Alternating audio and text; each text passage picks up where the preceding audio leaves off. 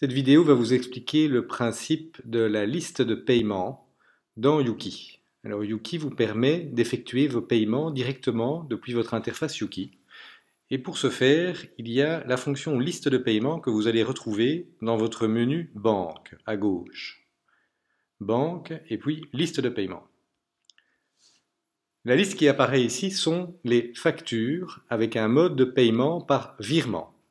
Donc Yuki va lister les factures qui ont un mode de paiement par virement. Toutes les autres factures qui ont un autre mode de paiement qui a été référencé lors de l'encodage, par exemple via une carte banque-contact, par domiciliation ou autre, sont supposées déjà avoir été payées. On ne voit aussi que les factures qui ont été encodées dans la comptabilité. Donc, si vous désirez utiliser cette fonction de liste de paiement, il faut bien savoir que ce sont systématiquement les factures qui sont bien traitées par le comptable dans la comptabilité. Donc, je vous invite à en parler avec votre comptable. Si vous désirez utiliser cette fonction, c'est très important qu'il soit au courant que vous utilisez cette fonction pour effectuer vos paiements directement depuis Yuki.